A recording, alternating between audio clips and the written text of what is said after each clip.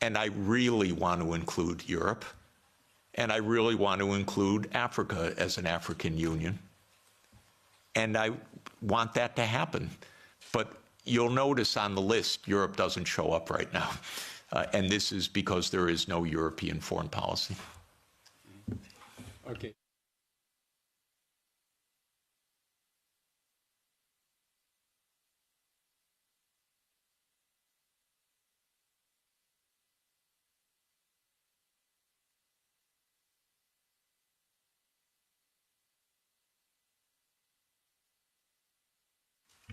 Thank you very much, and thank you very much, Professor, for this very courageous speech, very clear speech also that you made. I'm an MEP from Luxembourg. My question is the following. What are the long-term consequences of this lost war? We lost the war, now we have an uncertain future for NATO. We have also clearly, and you refer to it, the marginalization of Europe. We have a strengthening of the BRICS countries, which can be rivals in many respects. So will there be a future for a collective West over the next 20 or 30 years? Thank you very much. I don't believe there is a collective West. I believe that there is a United States and Europe that are in some areas in parallel interests and in many areas not in parallel interest. I want Europe to lead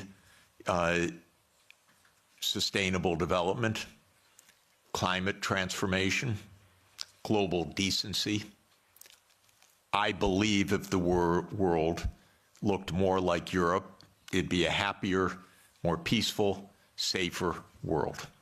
And longevity and better food, by the way.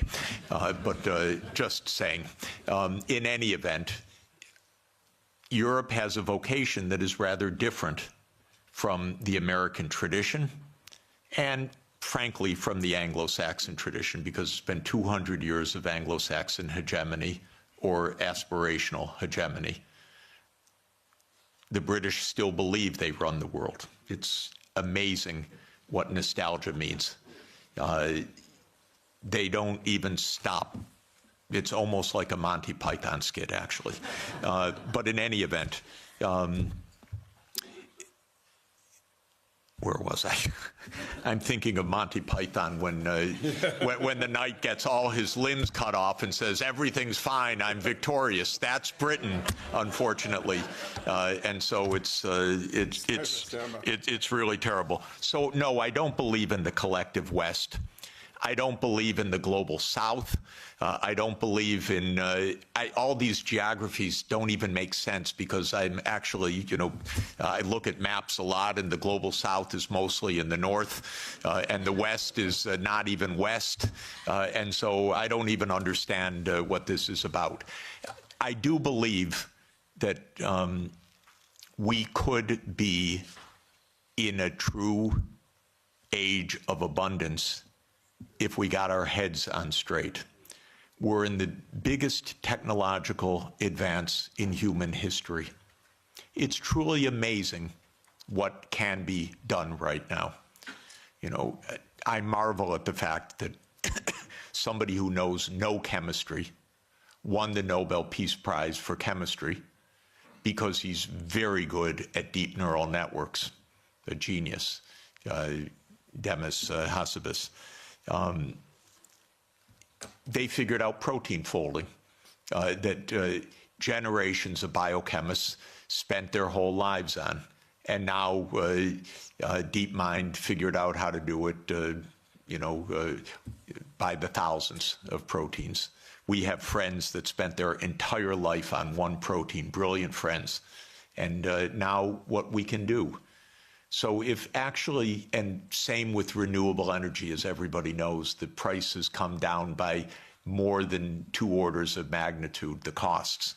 We could transform the planet, we could protect the climate system, we could protect biodiversity, we could ensure every child gets a good education, we could do so many wonderful things right now.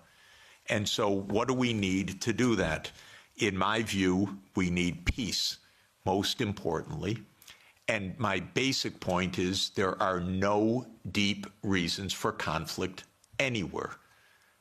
As every conflict I study is just a mistake. It's not, we are not struggling for Lebensraum. That idea that came from Malthus and that became a Nazi idea was always a wrong idea. It was a mistake, a fundamental intellectual mistake. An intellectual mistake, by the way, because leading scientists adopted the idea that we had race wars, we had national wars, we had wars of survival because we don't have enough on the planet. As an economist, I can tell you, we have plenty on the planet for everybody's development. Plenty. We're not in a conflict with China. We're not in a conflict with Russia. If we calm down, if you ask about the long term is very good, thank you. The long term, if we don't blow ourselves up, is very good. And so this is what we should aim for, a positive shared vision under international law. Because of our technology, things operate at a regional scale now. It used to be it was villages, then it was small areas, then it was unification of countries. Now it's regional. That's not just because regions are wonderful, it's because the underlying technological realities say Europe should be an integrated area by transport, by fast rail, by digital, and so there's Europe. The politics follows the technological realities to a very important extent. We're in a world of regions now. So Europe should be Europe with subsidiarity. Don't lose all of the wonderful, wonderful national and local elements.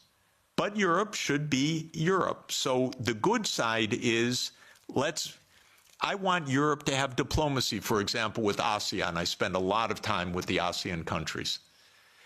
If the EU Green Deal, wonderful idea.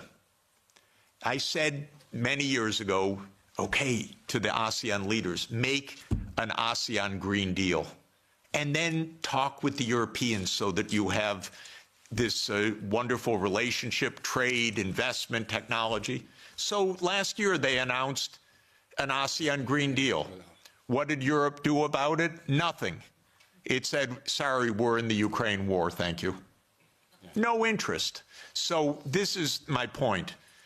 The prospects are very positive if we construct the peace.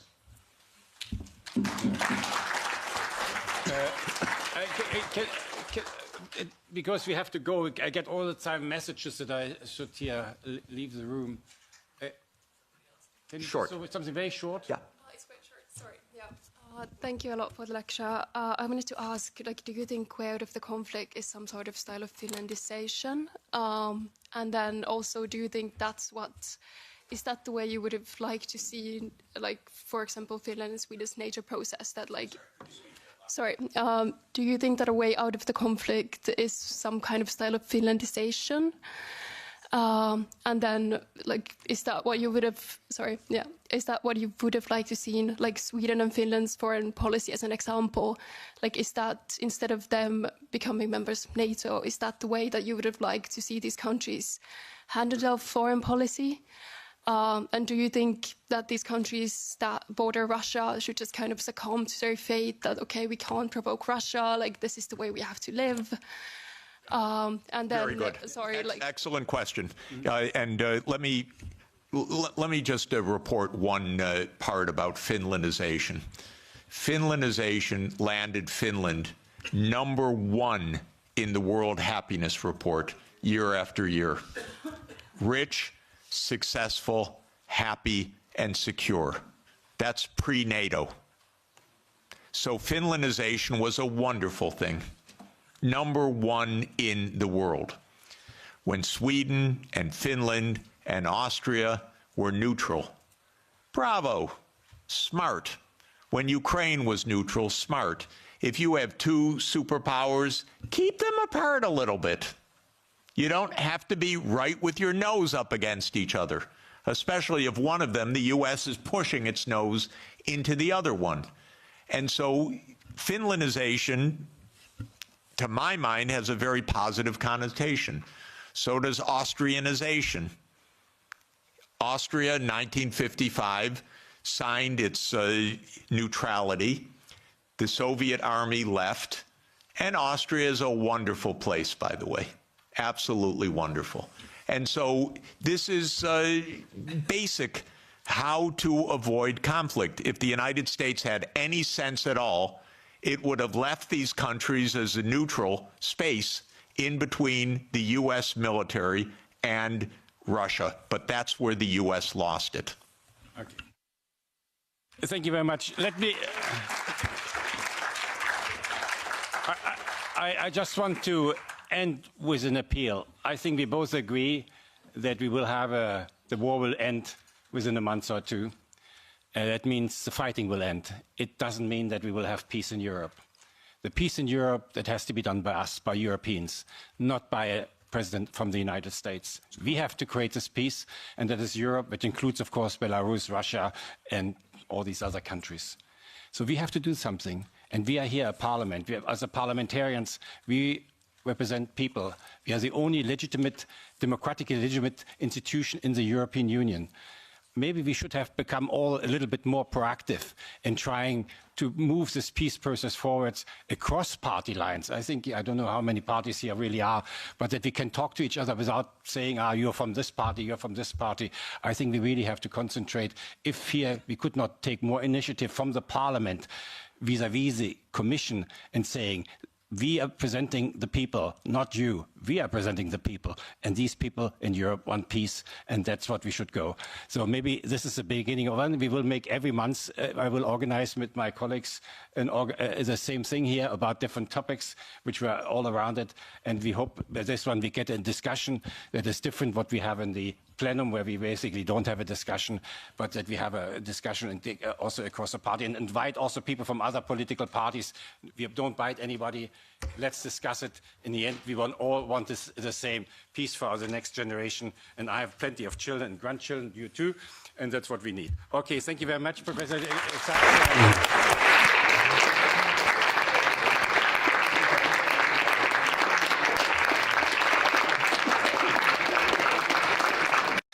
First of all, I would like to thank you all for coming here. We didn't expect actually that so many people come. We're very pleased about this. And of course, above all, I want to welcome Professor Jeffrey Sachs and his wife, Sonia. Sonia? It's very, I have forgot my things, so it's very difficult to introduce him. He did so many things in life. You know, he's of course the advisor to three secretary generals now. He is professor from Columbia University. He started the Earth Institute, and you correct me afterwards if I'm wrong. And now you're director of the Center for Sustainable Development Solutions, all these things. Sonia, I forgot most of it. There's much more. But I want to say something more personally, because I know Jeff for some time. You know, and I know, of course, the international field more than this parliament. I've never met any person who is so well connected internationally than Jeff. So well connected, both in the religious areas, he went to the Vatican, but also in the political areas. Jeff can go anywhere in the world and they will know him, whether it's the Middle East, whether it's in China, whether it's in Moscow, hopefully very soon also again in Kiev, and whether it's in Africa or Latin America. And he has a very long experience. I would say the people he knows are alive or dead, because he does this type of job since a very long time. What I think is also, at least from my point of view, so special about Jeff is that he's always remained an advisor. He has never tried to enter any political field, to align with any political party, so he has remained independent, and that, of course, adds to his credibility. And I think that's also the reason, at least for me, and maybe many of you will agree, that he has become a spokesman in economics, sustainable development, environment, and of course in politics. And today, Jeff is probably the person in the world to speak up for peace, everywhere for peace, which is all these things combined. And therefore, I'm very happy that you're here and very proud also that you followed my our invitations. And he will talk about the geopolitics of peace. Now, Jeff is coming now to the Parliament when the European Union is in turmoil for whatever. I don't want to value this, but I think we have now the Ukraine war. It's an American initiative. Europe will not sit on the table, although this is a war on European soil. And so we are in a very difficult situation. I think we don't know in what directions to go. I'm here since 6 months in this parliament, and for somebody who worked for the UN, I was actually quite shocked to learn that this parliament speaks only about war and that you can, with force, create solutions. In the UN, we always spoke differently in all the countries. And when I say here things which I say actually in all the war countries I've been to, and I've been 34 years in war countries, I'm booed for these things. But I think we have now to rethink what we want to do. And I hope the European Union will also come, because I'm pro-European Union, will come to realize that we have also to see how we seek peace and how we manage peace and how we create, again, a peaceful Europe. And Jeff might give us, for these things, some insight. Thank you very much. Great.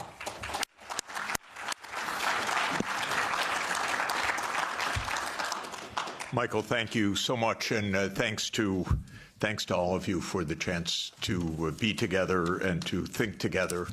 This is indeed a complicated and fast-changing time and a very dangerous one. So we really need clarity of thought. I'm especially interested in our conversation, so I'll try to be as succinct and clear as I can be. I've watched the events very close up in Eastern Europe, the former Soviet Union, Russia, very closely for the last 36 years. I was an advisor to the Polish government in 1989, to President Gorbachev in 1990 and 91, to President Yeltsin in 1991 to 1993, to President Kuchma of Ukraine in 1993, 94. I helped introduce the Estonian currency. I helped several countries in former Yugoslavia, especially Slovenia. I've watched the events very close up for 36 years. After the Maidan, I was asked by the new government to come to Kiev, and I was taken around the Maidan, and I learned a lot of things firsthand. I've been in touch with Russian leaders for more than 30 years. I know the American political leadership close up. Our previous Secretary of Treasury was my macroeconomics teacher 51 years ago, or just to give you an idea. So we were very close friends for a half century. I know all of these people. I just want to say this because what I want to explain in my point of view is not secondhand, it's not ideology, it's what I've seen with my own eyes and experienced during this period.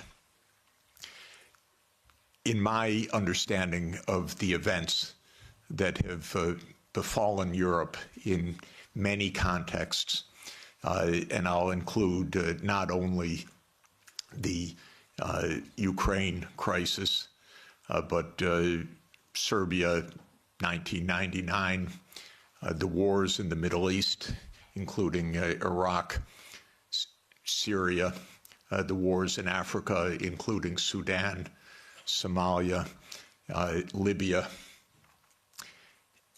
These are to a very significant extent that would surprise you, perhaps, and would be denounced about what I'm about to say.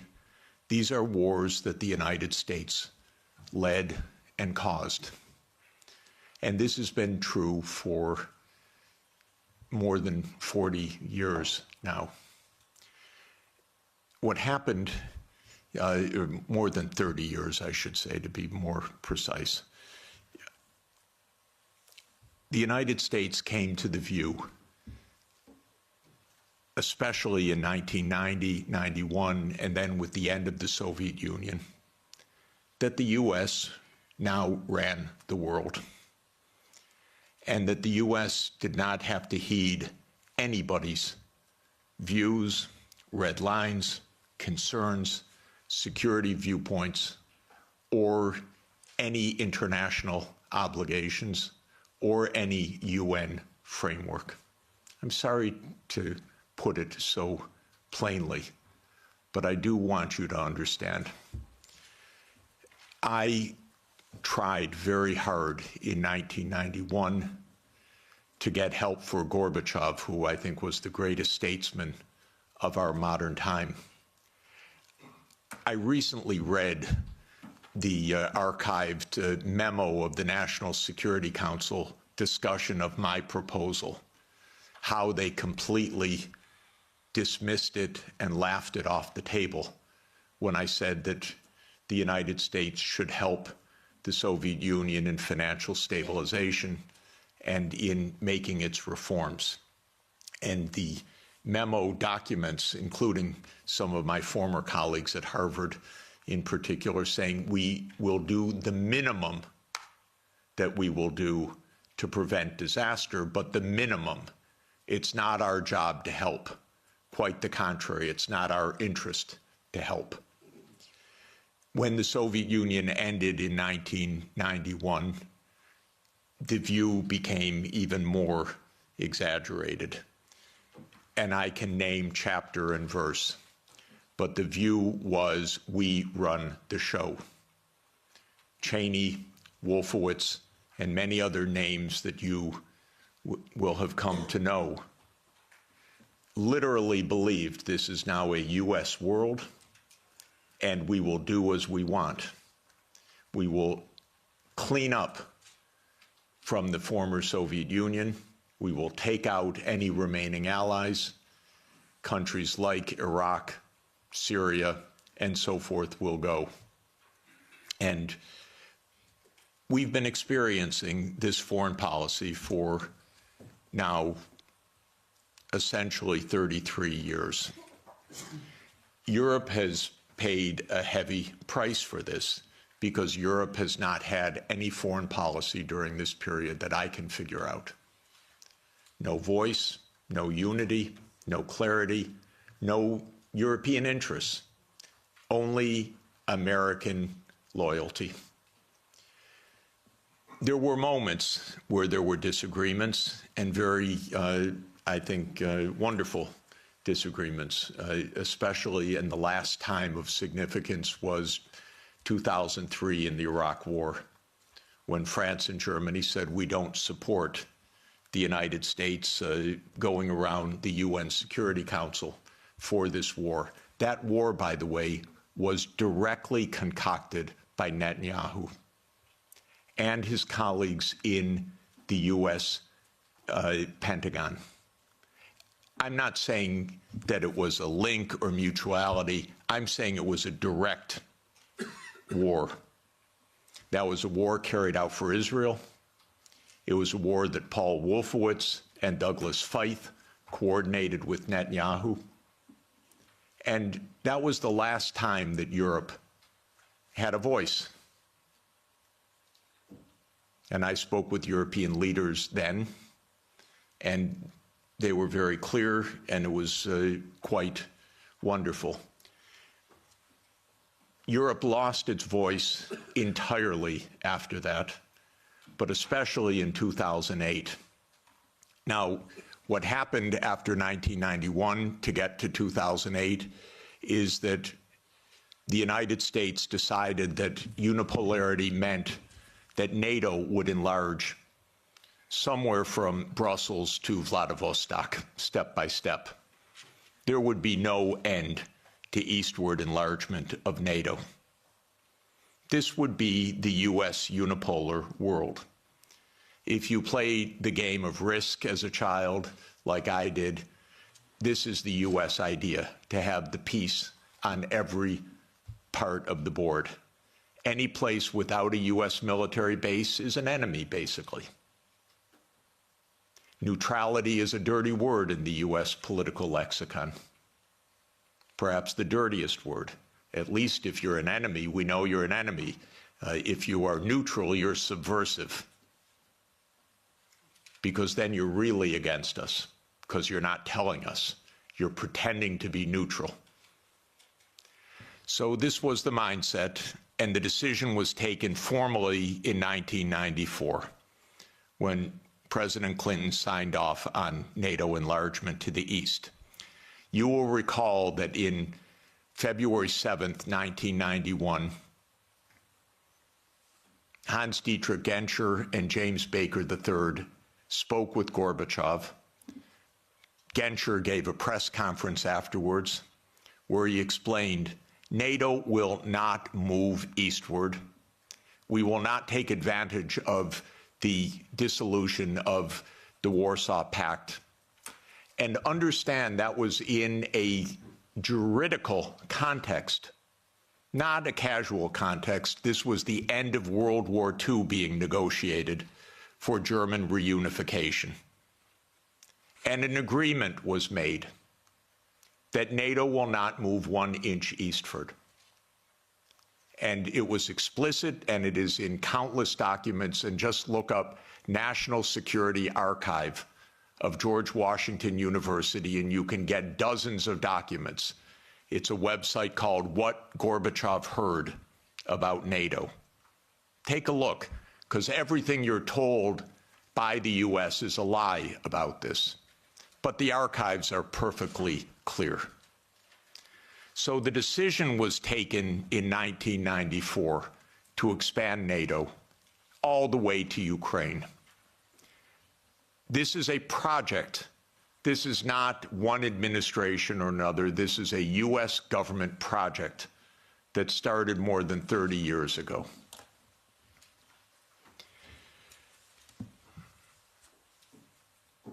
In 1997, Zbigniew Brzezinski wrote The Grand Chessboard. That is not just musings of Mr. Brzezinski. That is the presentation of the decisions of the United States government explained to the public, which is how these books work. And the book describes the eastward enlargement of Europe and of NATO as simultaneous events. And there's a good chapter in that book that says, what will Russia do as Europe and NATO expand eastward? And I knew Zbigniew Brzezinski personally. He was very nice to me. I was advising Poland. He was a big help. He was a very nice and smart man, and he got everything wrong. So in 1997, he wrote in detail why Russia could do nothing but accede to the eastward expansion of NATO and Europe. In fact, he says the eastward expansion of Europe, and not just Europe, but NATO. This was a plan, a project. And he explains how Russia will never align with China. Unthinkable. Russia will never align with Iran. Russia has no vocation other than the European vocation. So as Europe moves east, there's nothing Russia can do about it. So says yet another American strategist. Is it any question why we're in war all the time? Because one thing about America is we always know what our counterparts are going to do, and we always get it wrong. And one reason we always get it wrong is that in game theory that the American strategists play, you don't actually talk to the other side. You just know what the other side's strategy is. It's wonderful. It saves so much time. You don't need any diplomacy. So this project began, and we had a continuity of government for 30 years, until maybe yesterday, perhaps. 30 years of a project. Ukraine and Georgia were the keys to the project. Why? Because America learned everything it knows from the British. And so we are the wannabe British Empire. And what the British Empire understood in 1853, Lord Palmerston, excuse me, is that you surround Russia in the Black Sea and you deny Russia access to the Eastern Mediterranean. And all you're watching is an American project to do that in the 21st century. The idea was that there would be Ukraine, Romania, Bulgaria, Turkey, and Georgia as the Black Sea littoral that would deprive Russia of any international status by blocking the Black Sea and essentially by neutralizing Russia as more than a local power. Brzezinski's completely clear about this. And before Brzezinski, there was Mackinder. And who owns the island of the world owns the world. So this project goes back a long time. I think it goes back basically to Palmerston. And again, I've lived through every administration. I've known these presidents. I've known their teams. Nothing changed much from Clinton to Bush to Obama to Trump 1 to Biden.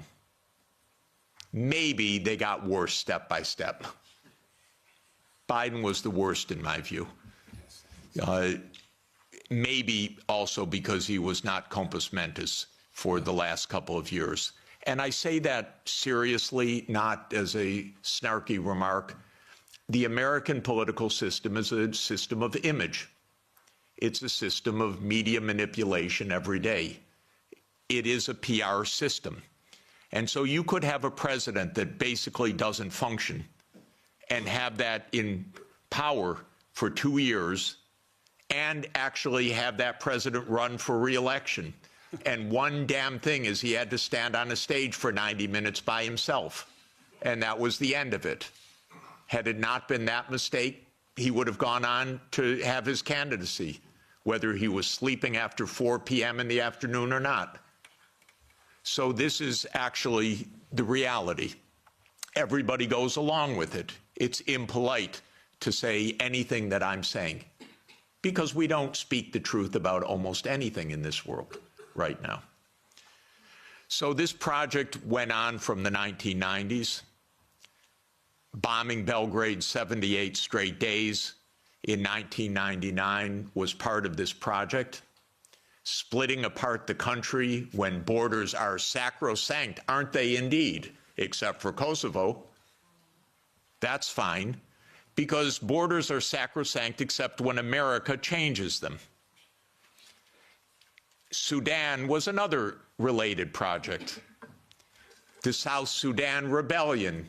Did that just happen because South Sudanese rebelled? Or can I give you the CIA playbook to please understand as grown-ups what this is about? Military events are costly. They require equipment, training, base camps, intelligence, finance. That comes from big powers. That doesn't come from local insurrections. South Sudan did not defeat North Sudan or Sudan in a tribal battle. It was a U.S. project. I would go often to Nairobi and meet U.S. military or senators or others with deep interests in Sudan's politics. This was part of the game of unipolarity. So the NATO enlargement, as you know, started in 1999 with Hungary, Poland, and the Czech Republic. and Russia was extremely unhappy about it. But these were countries still far from the border, and Russia protested, but of course to no avail. Then George Bush Jr. came in. When 9/11 occurred, President Putin pledged all support, and then the U.S. Decided in September 20th, 2001, that it would launch 7 wars in 5 years. And you can listen to General Wesley Clark online talk about that. He was NATO's Supreme Commander in 1999. He went to the Pentagon on September 20th, 2001. He was handed the paper explaining 7 wars. These, by the way, were Netanyahu's wars. The idea was partly to clean up old Soviet allies and partly to take out supporters of Hamas and Hezbollah. Because Netanyahu's idea was there will be one state, thank you, only one state. It will be Israel. Israel will control all of the territory. And anyone that objects, we will overthrow.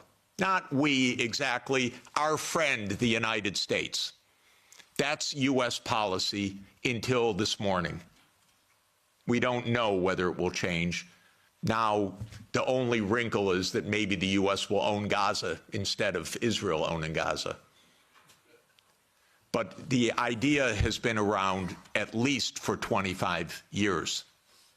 It actually goes back to a document called Clean Break that Netanyahu and his American political team put together in 1996 to end the idea of the two-state solution. You can also find it online. So these are projects. These are long-term events. These aren't, is it Clinton? Is it Bush? Is it Obama? That's the boring way to look at American politics, as the day-to-day game. But that's not what American politics is. So the next round of NATO enlargement came in 2004 with 7 more countries. The 3 Baltic states, Romania, Bulgaria, Slovenia, and Slovakia. At this point, Russia was pretty damn upset. This was a complete violation of the post-war order agreed with German reunification. Essentially, it was a fundamental trick or defection of the U.S. from a cooperative arrangement, is what it amounted to, because they believe in unipolarity. So as everybody recalls, because we just had the Munich Security Conference last week in 2007, President Putin said, stop, enough, stop now. And of course, what that meant was in 2008, the United States jammed down Europe's throat enlargement of NATO to Ukraine and to Georgia. This is a long-term project. I listened to Mr. Saakashvili in New York in May of 2008, and I walked out, called Sonia, and said, this man's crazy. And a month later, a war broke out because the United States told this guy, we saved Georgia. And he stands at the Council on Foreign Relations, says, Georgia's in the center of Europe.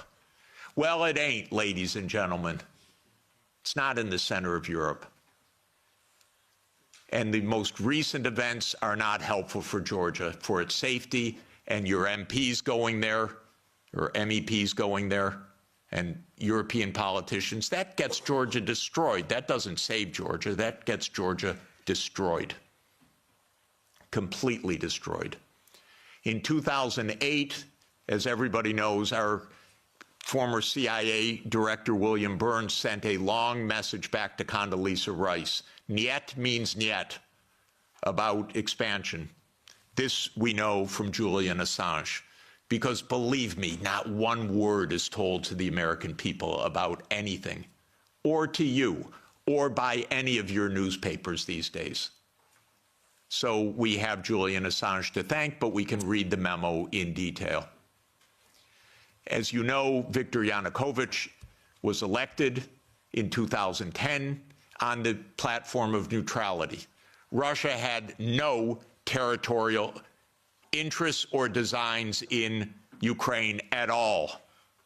I know, I was there during these years. What Russia was negotiating was a 25-year lease to 2042 for Sevastopol Naval Base. That's it. Not for Crimea, not for the Donbass, nothing like that. This idea that Putin is reconstructing the Russian Empire, this is childish propaganda, excuse me. If anyone knows the day-to-day and year-to-year history, this is childish stuff. Childish stuff seems to work better than adult stuff. So, no designs at all. The United States decided this man must be overthrown. It's called a regime change operation. There have been about 100 of them by the United States, many in your countries, and many all over the world. That's what the CIA does for a living. Okay? Please know it. It's a very unusual kind of foreign policy. But in America, if you don't like the other side, you don't negotiate with them, you try to overthrow them. Preferably covertly. If it doesn't work covertly, you do it overtly. You always say it's not our fault, they're the aggressor, they're the other side, they're Hitler. That comes up every 2 or 3 years. Whether it's Saddam Hussein, whether it's Assad, whether it's Putin, that's very convenient. That's the only foreign policy explanation the American people are ever given anywhere. Well, we're facing Munich 1938. Well, we're facing Munich 1938. Can't talk to the other side. They're evil, implacable foes. That's the only model of foreign policy we ever hear from our mass media. And the mass media repeats it entirely because it's completely suborned by the US government. Now, in 2014, the US worked actively to overthrow Yanukovych. Everybody knows the phone call intercepted by my Columbia University colleague, Victoria Nuland, and the US Ambassador Peter Piot. You don't get better evidence. The Russians intercepted her call and they put it on the internet. Listen to it, it's fascinating. I know all these people. By the way, by doing that, they all got promoted in the Biden administration. That's the job. Now, when the Maidan occurred, I was called immediately. Oh, Professor Sachs, the new Ukrainian prime minister would like to see you to talk about the economic crisis. Because I'm pretty good at that. And so I flew to Kiev, and I was walked around the Maidan.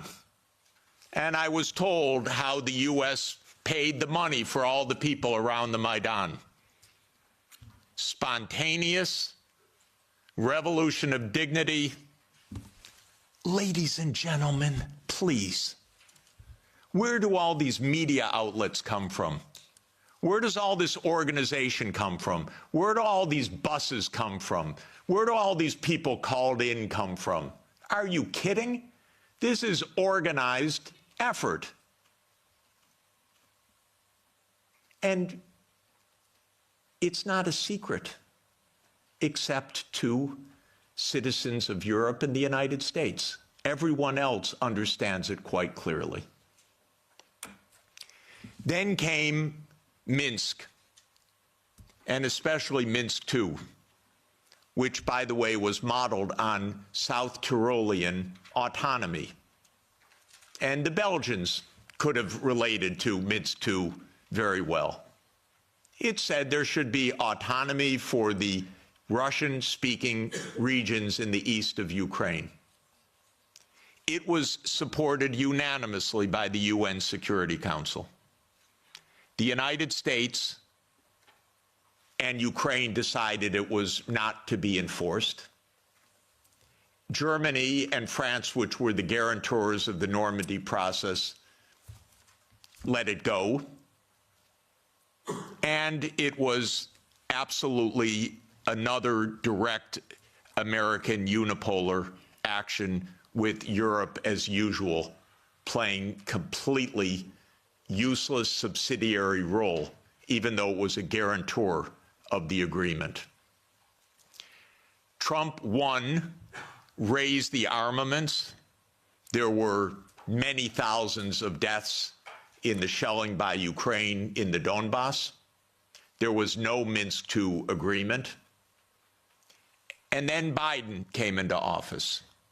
And again, I know all these people. I used to be a member of the Democratic Party.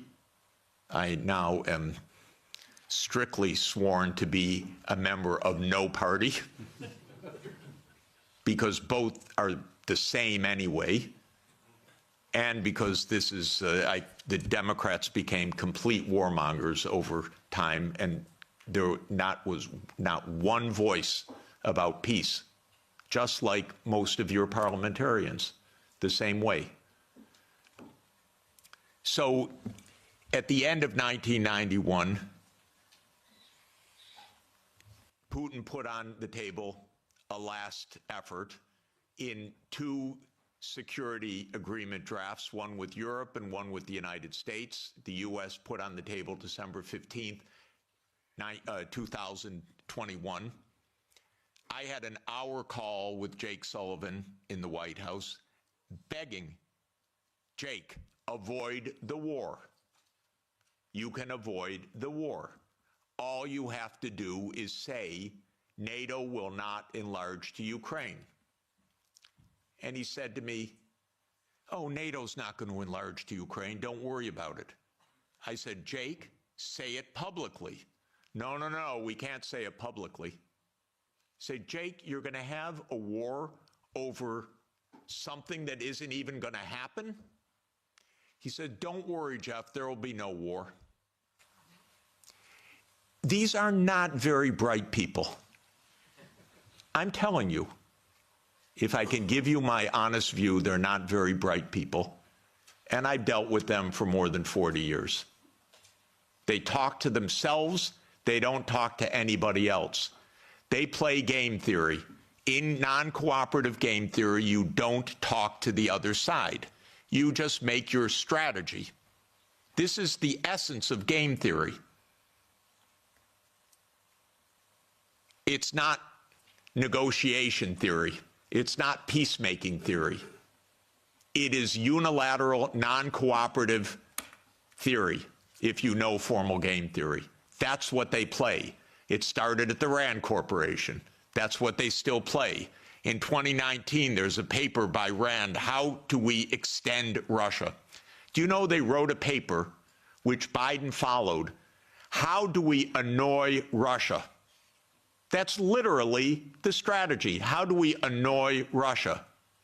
We're trying to provoke it, trying to make it break apart, maybe have regime change, maybe have unrest, maybe have economic crisis. That's what you call your ally. Are you kidding? So I had a long and frustrating phone call with Sullivan. I was standing out in the freezing cold. I happened to be trying to have a ski day. And there I was, Jake, don't have the war. Oh, there'll be no war, Jeff. We know a lot of what happened the next month, which is that they refused to negotiate. The stupidest idea of NATO is the so-called open door policy. Are you kidding? NATO reserves the right to go where it wants without any neighbor having any say whatsoever? Well, I tell the Mexicans and the Canadians, don't try it. You know, Trump may want to take over Canada. So Canada could say to China, why don't you build a military base in Ontario? I wouldn't advise it. And the United States would not say, well, it's an open door. That's their business. I mean, they can do what they want. That's not our business. But grown-ups in Europe repeat this. In Europe, in your commission, your high representative. This is nonsense stuff. This is not even baby geopolitics. This is just not thinking at all. So the war started. What was Putin's intention in the war? I can tell you what his intention was. It was to force Zelenskyy to negotiate neutrality. And that happened within 7 days of the start of the invasion. You should understand this, not the propaganda that's written about this. Oh, that they failed and he was going to take over Ukraine. Come on, ladies and gentlemen, understand something basic. The idea was to keep NATO, and what is NATO? It's the United States, off of Russia's border. No more, no less. I should add one very important point. Why are they so interested? First, because if China or Russia decided to have a military base on the Rio Grande or in the Canadian border, not only would the United States freak out, we'd have war within about 10 minutes, but because the United States unilaterally abandoned the anti-ballistic missile treaty in 2002 and ended the nuclear arms control framework by doing so. And this is extremely important to understand. The nuclear arms control framework is based on trying to block a first strike. The ABM treaty was a critical component of that. The U.S. unilaterally walked out of the ABM treaty in 2002.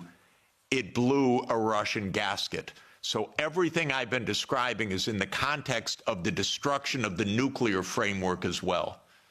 And starting in 2010, the U.S. put in Aegis missile systems in Poland and then in Romania. And Russia doesn't like that. And one of the issues on the table in December and January, December 2021, January 2022, was, does the United States claim the right to put missile systems in Ukraine? And Blinken told Lavrov in January 2022, the United States reserves the right to put missile systems wherever it wants. That's your putative ally. And now let's put intermediate missile systems back in Germany. The United States walked out of the INF Treaty unilaterally in 2019. There is no nuclear arms framework right now. None. When Zelenskyy said in 7 days, let's negotiate, I know the details of this exquisitely because I've talked to all the parties in detail. Within a couple of weeks, there was a document exchanged that President Putin had approved, that Lavrov had presented, that was being managed by the Turkish mediators. I flew to Ankara to listen in detail to what the mediators were doing. Ukraine walked away unilaterally from a near agreement. Why? Because the United States told them to.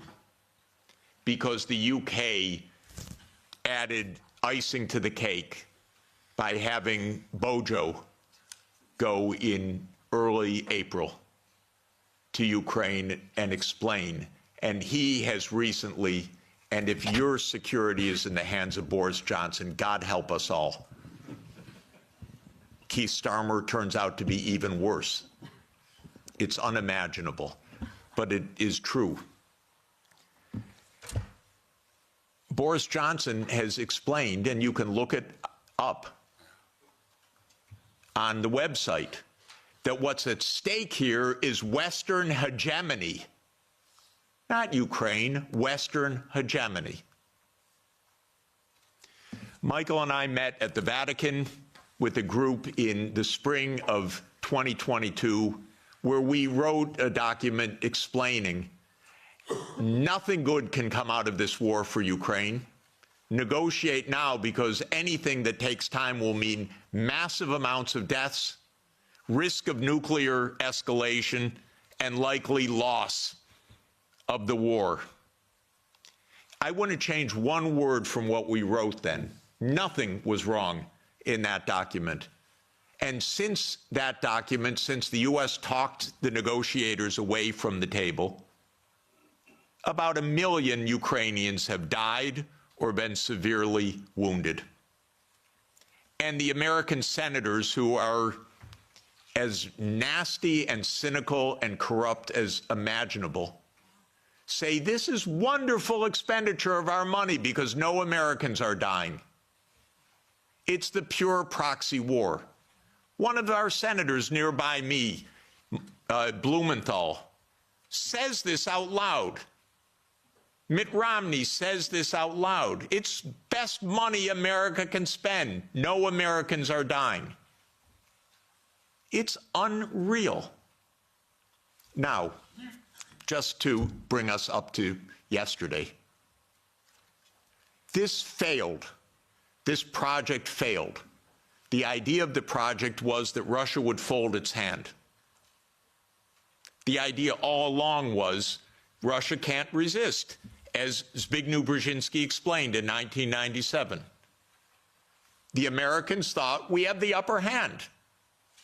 We're going to win because we're going to bluff them. They're not really going to fight. They're not really going to mobilize. The nuclear option of cutting them out of SWIFT, that's going to do them in. The economic sanctions, that's going to do them in. The HIMARS, that's going to do them in. The ATACMS, the F-16s. Honestly, I've listened to this for 70 years. I've listened to it as semi-understanding, I'd say, for about 56 years. They speak nonsense every day. My country, my government. This is so familiar to me, completely familiar. I begged the Ukrainians, and I had a track record with the Ukrainians. I advised the Ukrainians. I'm not anti-Ukrainian, I'm pro-Ukrainian completely. I said, save your lives, save your sovereignty, save your territory, be neutral. Don't listen to the Americans. I repeated to them the famous adage of Henry Kissinger, that to be an enemy of the United States is dangerous, but to be a friend is fatal. Okay, so let me repeat that for Europe. To be an enemy of the United States is dangerous, but to be a friend is fatal. So let me now finalize a few words about Trump. Trump does not want the losing hand. This is why it is more likely than not this war will end, because Trump and President Putin will agree to end the war. If Europe does all its great warmongering, it doesn't matter. The war is ending. So get it out of your system. Please tell your colleagues. It's over. And it's over because Trump doesn't want to carry a loser. That's it. It's not some great morality. He doesn't want to carry a loser. This is a loser. The one that will be saved by the negotiations taking place right now is Ukraine. Second is Europe. Your stock market's rising in recent days by the horrible news of negotiations. I know this has been met with the sheer horror in these chambers. But this is the best news that you could get. Now, I encouraged, they don't listen to me, but I tried to reach out to some of the European leaders. Most don't want to hear anything from me at all. But I said, don't go to Kiev. Go to Moscow. Discuss with your counterparts. Are you kidding? You're Europe. You're 450 million people. You're $20 trillion economy. You should be the main economic trading partner of Russia. It's natural links. By the way, if anyone would like to discuss how the U.S. blew up Nord Stream, I'd be happy to talk about that.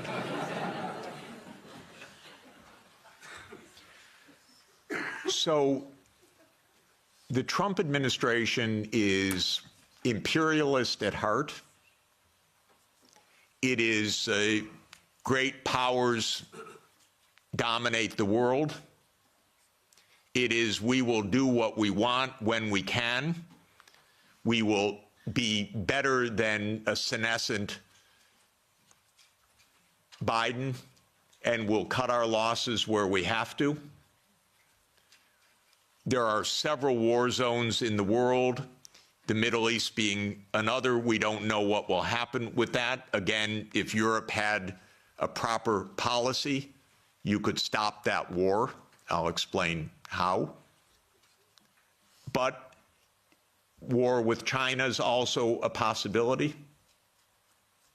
So I'm not saying that we're at the new age of peace, but we are in a very different kind of politics right now, and Europe should have a foreign policy. And not just a foreign policy of Russophobia, a foreign policy that is a realistic foreign policy that understands Russia's situation, that understands Europe's situation, that understands what America is and what it stands for, that tries to avoid Europe being invaded by the United States, because it's not impossible that America will just land troops in Danish territory. I'm not joking. And I don't think they're joking. And Europe needs a foreign policy, a real one. Not a, yes, we'll bargain with Mr. Trump and meet him halfway. You know what that will be like? Give me a call afterwards. Please don't have American officials as head of Europe. Have European officials. Please. Have a European foreign policy. You're going to be living with Russia for a long time, so please negotiate with Russia. There are real security issues on the table. But the bombast and the Russophobia is not serving your security at all. It's not serving Ukraine's security at all. It contributed to 1 million casualties in Ukraine from this idiotic American adventure that you signed on to and then became the lead cheerleaders of. Solves nothing. On the Middle East, by the way, the U.S. completely handed over foreign policy to Netanyahu 30 years ago.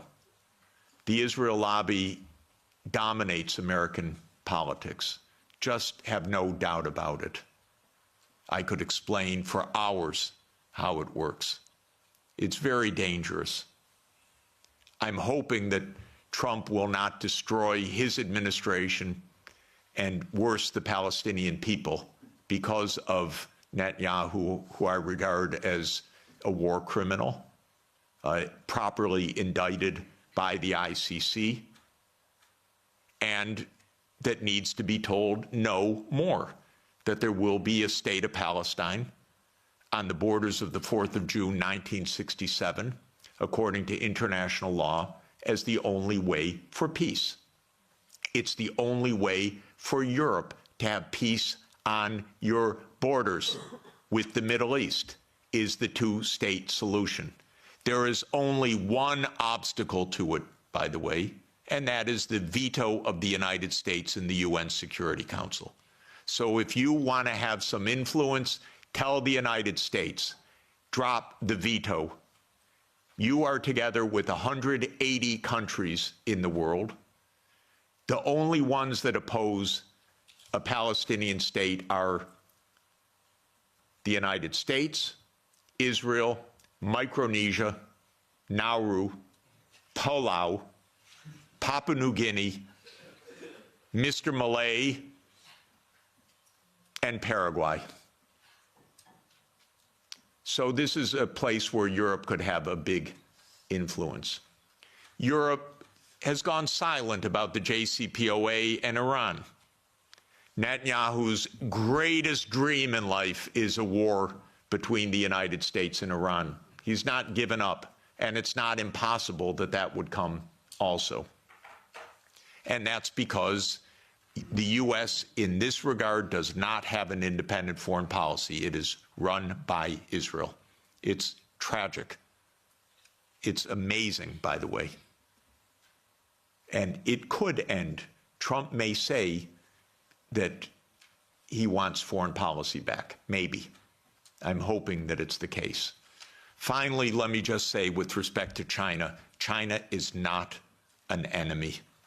China is just a success story. That's why it is viewed by the United States as an enemy, because China is a bigger economy than the United States. That's all.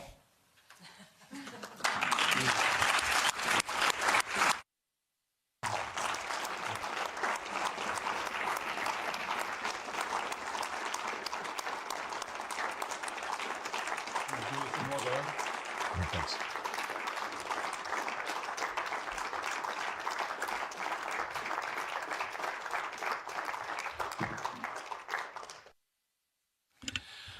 Very well. Now, questions. Please don't make any statements. Just make questions, because we are too many and we don't have all that much time.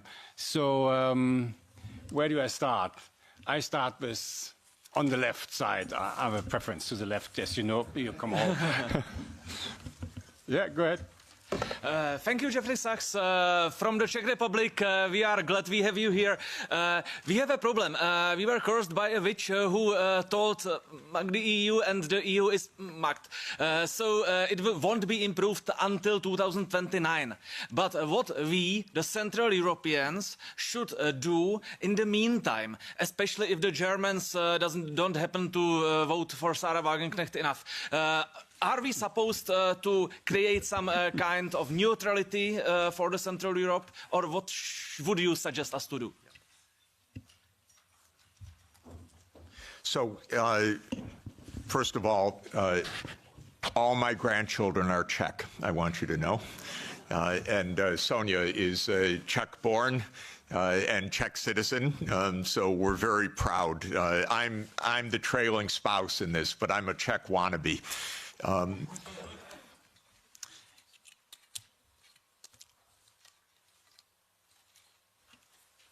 Europe needs to have a foreign policy that is a European foreign policy, and it needs to be a realist foreign policy. Realist is not hate. Realist is actually trying to understand both sides and to negotiate. There are two kinds of realists, defensive realists and offensive realists. My dear friend John Mearsheimer, who is the offensive realist, we're very close friends and I love him, but I believe more than he does, you talk to the other side and you find a way to make an understanding. And so basically, Russia is not going to invade Europe. This is the fundamental point. It may get up to the Dnieper River. It's not going to invade Europe. But there are real issues. The main issue for Russia was the United States, because Russia, as a major power and the largest nuclear power in the world, was profoundly concerned about U.S. unipolarity from the beginning. Now that this is seemingly, possibly ending, Europe has to open negotiations directly with Russia as well, because the United States will quickly lose interest, and you're going to be living with Russia for the next thousands of years. Okay? So what do you want? You want to make sure that the Baltic states are secure. The best thing for the Baltic states is to stop their Russophobia. This is the most important thing. Estonia has about 25% Russian citizens, or Russian-speaking citizens, ethnic Russians. Latvia, the same. Don't provoke the neighbor. That's all. This is not hard. It really isn't hard. And again, I want to explain my point of view. I have helped these countries, the ones I'm talking about, trying to advise. I'm not their enemy. I'm not Putin's puppet. I'm not Putin's apologist. I worked in Estonia. They gave me, I think it's the second highest civilian honor that a president of Estonia can bestow on a non-national, because I designed their currency system for them in 1992. So I'm giving them advice. Do not stand there, Estonia, and say, we want to break up Russia. Are you kidding? Don't. This is not how to survive in this world. You survive with mutual respect, actually. You survive in negotiation. You survive in discussion. You don't outlaw the Russian language. Not a good idea when 25% of your population has a first language of Russian. It's not right, even if there weren't a giant on the border. It wouldn't be the right thing to do. You'd have it as an official language. You'd have a language of in lower school. You wouldn't antagonize the Russian Orthodox Church. So basically, we need to behave like grown-ups. And when I constantly say that they're acting like children, Sonia always says to me, that's unfair to children. Because this is worse than children. We have a 6-year-old granddaughter and a 3-year-old grandson, and they actually make up with their friends. And we don't tell them, go, just ridicule them tomorrow and every day. We say, go, give them a hug and go play. And they do. This is not hard. By the way, well, anyway, I won't belabor the point. Thank you. So, elect a new government. No, I shouldn't say that. All I should say is change policy. I don't want to have a political.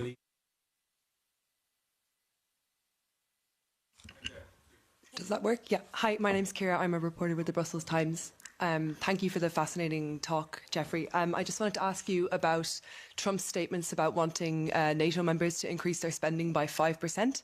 And we're now seeing lots of countries scrambling to prove that they're going to do that, including Belgium. And given that Belgium is also the NATO headquarters, I wanted to ask you what would be the appropriate response to those statements by NATO members? Thanks. We don't see exactly eye to eye on this question, so let me give you my own view. My first recommendation, with all respect to Brussels, is move the NATO headquarters somewhere else. I mean it seriously, because one of the worst parts of European policy right now is a complete confusion of Europe and NATO. These are completely different, but they became exactly the same. Europe is much better than NATO. In my opinion, NATO isn't even needed anymore. I would have ended it in 1991. But because the US viewed it as an instrument of hegemony, not as a defense against Russia, it continued afterwards.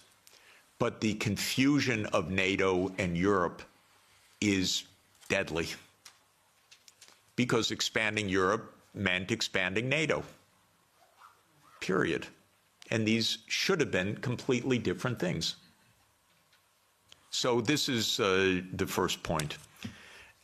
My own view, again, with all respect to Michael, we only had a brief conversation about it, is that Europe basically should have its own foreign policy and its own military security, its own strategic autonomy, so-called. And it should. I'm in favor of that. I would disband NATO, and maybe Trump is going to do it anyway. Maybe Trump's going to invade Greenland. Who knows? Then you're really going to find out what NATO means. So I do think that Europe should invest in its security. 5% is outlandish, ridiculous, absurd, completely absurd. No one needs to spend anything like that amount. 2 to 3% of GDP, probably under the current circumstances. What I would do, by the way, is buy European production. Because actually, strangely, weirdly, unfortunately in this world, and it's a truism, but it's unfortunate, so I'm not championing it, a lot of technological innovation spins off from the military sector because governments invest in the military sector. So Trump is an arms salesman. You understand that. He's selling American arms. He is selling American technology. Vance told you a few days ago, don't even think about having your own AI technology. So please understand that this increase of spending is for the United States, not for you. And in this sense, I'm completely against that approach. But I would not be against an approach of Europe spending 2 to 3% of GDP for a unified European security structure and invested in Europe and European technology, and not having the United States dictate the use of European technology. It's so interesting. It's the Netherlands that produces the only machines of advanced semiconductors, extreme ultraviolet lithography. It's ASML. But America determines every policy of ASML. The Netherlands doesn't even have a footnote. I wouldn't do that if I were you. Hand over all security to the United States. I wouldn't do it. I would have your own security framework, so you can have your own foreign policy framework as well. Europe stands for lots of things that the United States does not stand for. Europe stands for climate action. By the way, rightly so, because our president is completely bonkers on this. And Europe stands for decency, for social democracy as an ethos. I'm not talking about a party. I'm talking about an ethos of how equality of life occurs.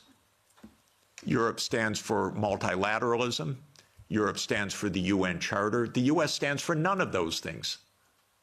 You know that our Secretary of State, Marco Rubio, canceled his trip to South Africa because on the agenda was equality and sustainability.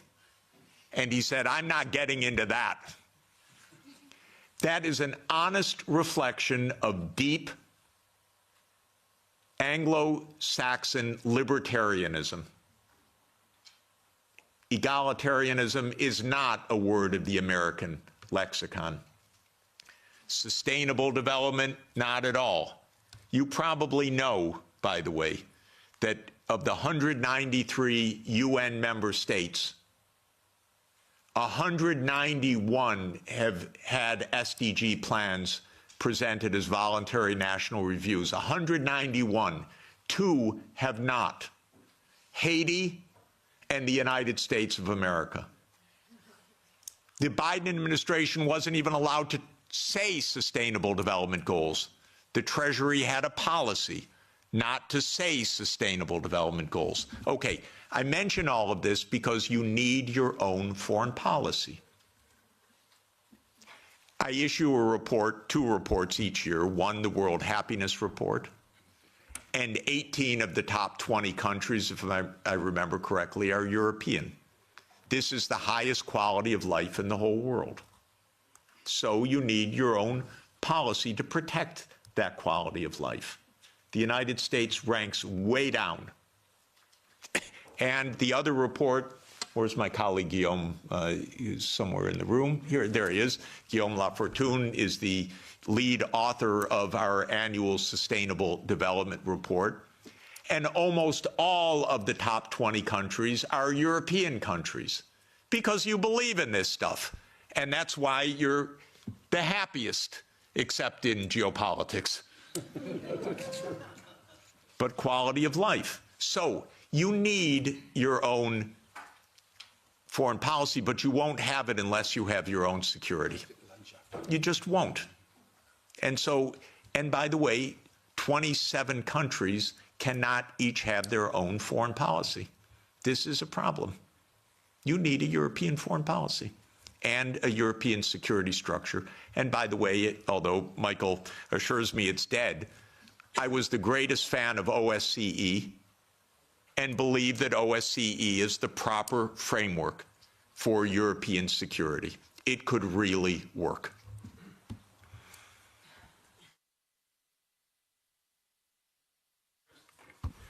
Thank you very much. Yeah, okay.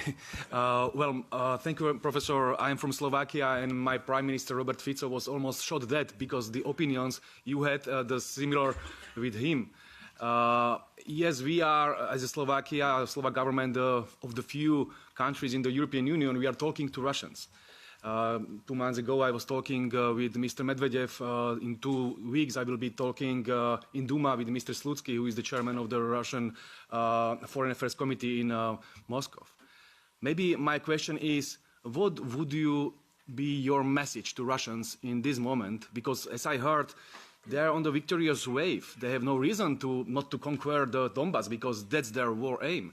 And what can Trump can offer to them to stop the war immediately? What would be the message for Russians from your side? Thank you very much. Lots of important things are now on offer and on the table, and I believe that the war will end quickly because of this, and this will be at least one blessing in a very, very difficult time. Exactly what the settlement will be, I think, is now only a question of the territorial issues, and that is whether it is the complete 4 oblasts, including all of Kherson and Zaporizhia, or whether it is on the contact line and how all of this will be negotiated.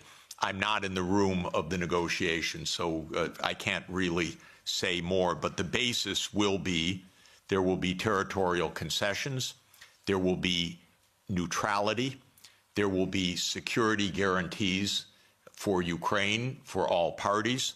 There will be, at least with the U.S., an end of the economic sanctions. But what counts, of course, is Europe and Russia. I think that there are, and maybe there will be a restoration of nuclear arms negotiations, which would be extraordinarily positive. I think that there are tremendously important issues for Europe to negotiate directly with Russia. And so I would urge President Costa and the leadership of Europe to open direct discussions with President Putin, because European security is on the table. I know the Russian leaders, many of them quite well. They are good negotiators, and you should negotiate with them, and you should negotiate well with them. I would ask them some questions. I would ask them, what are the security guarantees that can work so that this war ends permanently? What are the security guarantees for the Baltic states? What should be done? Part of the process of negotiation is actually to ask the other side about your concerns, not just to know what they know as you think is true, but actually to ask, we have a real problem, we have a real worry, what are the guarantees? Well, I want to know the answers also. By the way, I know Mr. Lavrov, Minister Lavrov, for 30 years. I regard him as a brilliant foreign minister. Talk with him, negotiate with him, get ideas, put ideas on the table, put counter ideas on the table. I don't think all of this can be settled by pure reason because of oneself. You settle wars by negotiating and understanding what are the real issues, and you don't call the other side a liar when they express their issues. You work out what the implications of that are for the mutual benefit of peace. So the most important thing is stop the yelling, stop the warmongering, and discuss with the Russian counterparts. And don't beg to be at the table with the United States. You don't need to be in the room with the United States. You're Europe. You should be in the room with Europe and Russia. If the United States wants to join, that's fine. But to beg, no. And by the way, Europe does not need to have Ukraine in the room when Europe talks with Russia. You have a lot of issues, direct issues. Don't hand over your foreign policy to anybody, not to the United States, not to Ukraine, not to Israel. Keep a European foreign policy. This is the basic idea.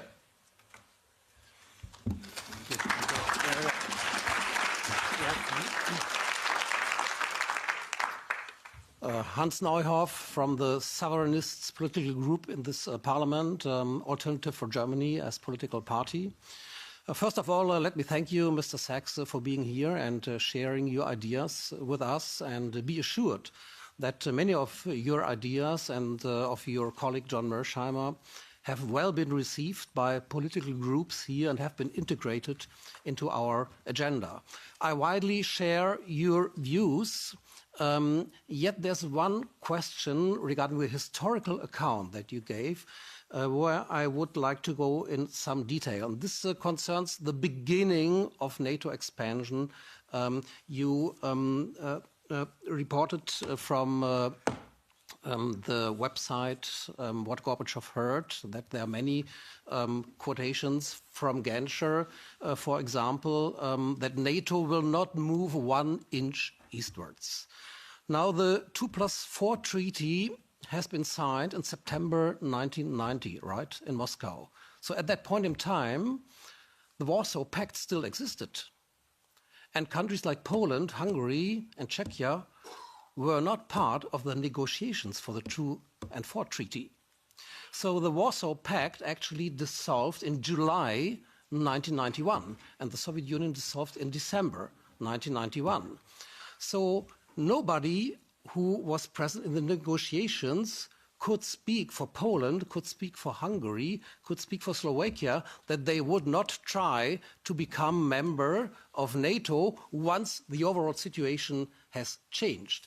So the counter-argument, which we have to counter, is that it was on the will of these countries, of Poland, of Hungary, of Slovakia, that they wanted to join NATO because of the very history they had with the Soviet Union. And of course, Russia was still perceived in a way as a follower of the Soviet Union. So how do you counter that argument?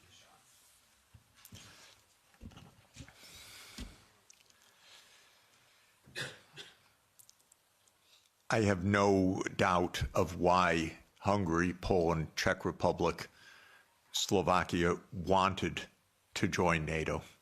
The question is, what is the U.S. doing to make peace? Because NATO is not a choice of Hungary, Poland, Czech Republic, or Slovakia. NATO is a U.S.-led military alliance. And the question is, how are we going to establish peace in a reliable way? If I were making those decisions back then, I would have ended NATO altogether in 1991. When those countries requested NATO, I would have explained to them what our Defense Secretary William Perry said, what our lead statesman George Kennan said, what our final ambassador to the Soviet Union, Jack Matlock, said. They said, well, we understand your feelings, but it's not a good idea because it could provoke a new Cold War with Russia. So that's how I would have answered it. When those countries joined in the first wave, I don't think it was that consequential, in fact, except that it was part of a bigger project. And the project was spelled out already in 1994. There's a very good book by Jonathan Haslam, Harvard University Press, called Hubris, which gives a detailed historical documentation of step-by-step what happened. And it's really worth reading. So this is now, but the point I would really make is that Ukraine and Georgia were too far. This is right up against Russia. This is in the context of the complete destabilization of the nuclear framework. This is in the context of the U.S. putting in missile systems on Russia's borders. If you listen to President Putin over the years, probably the main thing, if you listen carefully, that he's concerned about is missiles 7 minutes from Moscow, is a decapitation strike. And this is very real. The U.S. not only would freak out, but did freak out when this happened in the Western Hemisphere. So it's the Cuban Missile Crisis in reverse. And fortunately, Nikita Khrushchev did not stand up and say, open door policy of the Warsaw Pact. We can go wherever we want. Cuba's asked us, it's none of America's business. What Khrushchev said is, war, my God, we don't want war. We end this crisis. We both pull back. That's what Khrushchev and Kennedy decided in the end. So this is the real consequential. Russia even swallowed, with a lot of pain, the Baltic states, Romania, Bulgaria, Slovakia, and Slovenia. It is Ukraine and Georgia. And it's because of geography. It's because of Lord Palmerston. It's because of the First Crimean War. It's because of the missile systems that this is the essence of why there was this war.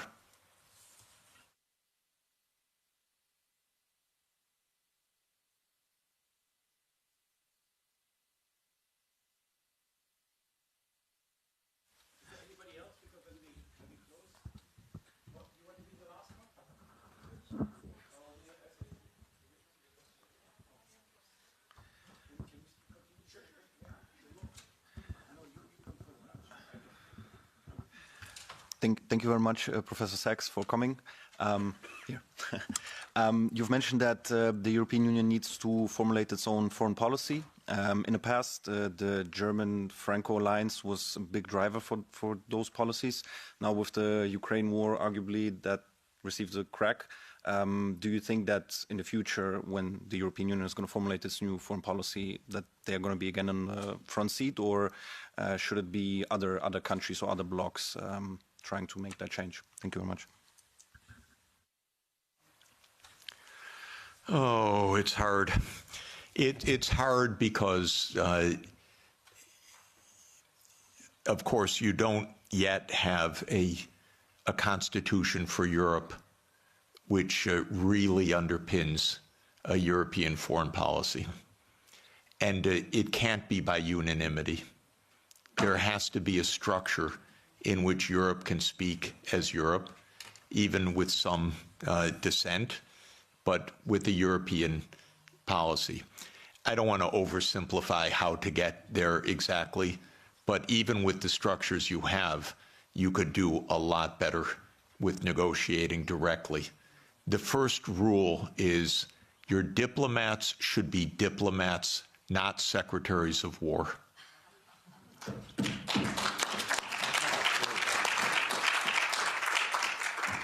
Honestly, that would go halfway, at least, to where you want to go. A diplomat is a very special kind of talent. A diplomat is trained to sit together with the other side and to listen, to shake hands, to smile, and to be pleasant. It's very hard. It's a skill. It's training. It's a profession. It's not a game. You need that kind of diplomacy. I'm sorry, we are not hearing anything like that. I'll just make a couple complaints. First, Europe is not NATO, as I said. I thought Stoltenberg was the worst, but I was wrong. It just keeps getting worse. Could someone in NATO stop talking, for God's sake, about more war? And could NATO stop speaking for Europe, and Europe stop thinking it's NATO? This is the first absolute point. Second, I'm sorry, but your High Representative Vice Presidents need to become diplomats. Diplomacy means going to Moscow, inviting your Russian counterpart here, discussing. This doesn't happen till now. So this is really my point. Now, I believe that Europe should become more integrated and more unified in the years ahead. I'm a strong believer in subsidiarity. So we were discussing, I don't think housing policy is really Europe's main issue. I think this can be handled at the local level or at the national level. I don't see it as a European issue, but I don't see foreign policy as being a 27-country issue. I see it being as a European issue. And I see security being at a European level. So I think things need to be readjusted, but I'd like to see more Europe for truly European issues and maybe less Europe for things that are properly subsidiary to Europe at the national and the local level. And I hope that such an evolution can take place. You know, when the world talks about great powers right now, they talk about US, Russia, China, I include India, and I really want to include Europe, and I really want to include Africa as an African Union, and I want that to happen. But you'll notice on the list, Europe doesn't show up right now, and this is because there is no European foreign policy. Okay.